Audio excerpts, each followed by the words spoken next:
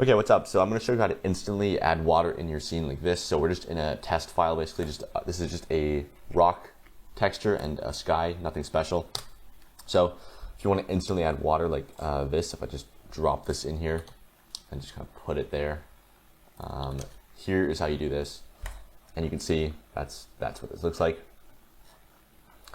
So basically what this is, I'll show you how to instantly set it up, but there are some nodes you have to do. You can just copy these if you want, but I'll explain what I'm doing here if you want to know how to actually set this up. So what this is, if you've ever tried to set up water, you've probably done like this right here, which is good.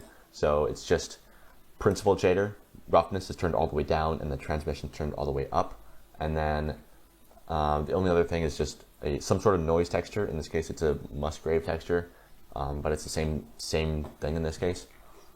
So that's running into a bump node. The strength and distance are turned way down, and then that's just running into the normal.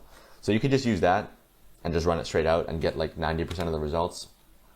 But I'll just show you what that looks like. So you can see it didn't really change much from this angle, but as soon as you look at it from the top or any other angle, it's just, even with refractive caustics enabled, it just gets like dark and kind of bad like this. So if you want to get a cleaner, like more crystal clear type of water like this, the way you set this up is there's 3 extra nodes, well 4, but I'll get to the 4th one in a second. There's 3 main extra nodes, and they are just a transparent shader, a mixed shader between that regular water and the transparent, and then this light path node, which is the next factor. So basically you just take that, run it into this right here. So just take the regular water, put it into a mixed shader. You probably want to run it into the bottom socket, just the way these mix together with the light path is just, you want to put it in the bottom. Take the transparent, put it into the other one, and it's sort of working. I'll just take the volume out so you can see this a bit more clearly. So it's sort of working here, but now we're getting kind of this, might be hard to see here, but kind of a doubling up of the like refraction, because this is refracting it and it's kind of bending it, but then we have transparent, which is just invisible, so it's kind of doubling it up in a weird way.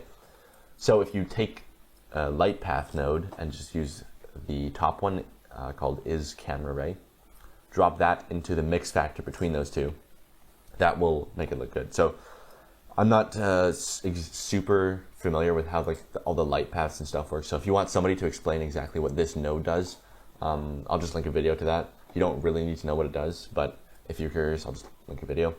I learned this from Ian Hubert's Patreon.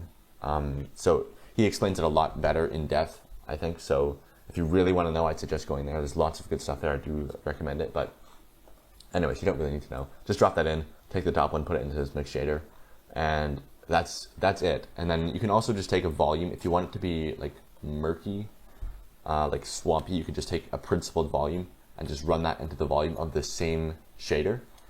So, and this is all on a cube, by the way. I should have mentioned that. If I just isolate this, it's just, yeah, basic stretched out cube. That's all it is.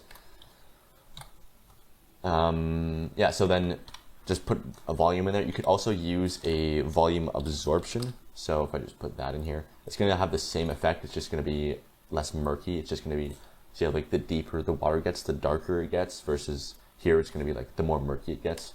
So volume absorption or principled volume, it's up to you. And then you can make the color whatever you want. Yeah, you get the point. So that's that. Once you have this set up, if you just want to get this set up as quickly as possible and you don't care about how it works, here are the nodes which you can copy. Just set that up if you want, copy that.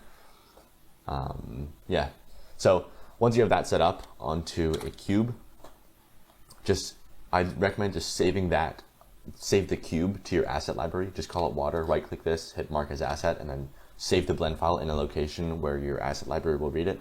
If you don't know how to use the asset browser here, I'll just link another video to that. But yeah, just save that in here, and then you can see here, anytime you're working on a scene and you want to add just shallow water like this, you just type in water, and then I'll just delete this one. Just drag and drop it in like this, and boom, you're done. So yeah, here's some examples of where I've used this in my work. this exact technique of like saving it as a cube in the asset library, and then you just drag and drop it in. Okay, so yeah, that's it. Thanks for watching. I hope that helps you, and yeah, I'll see you around. Peace.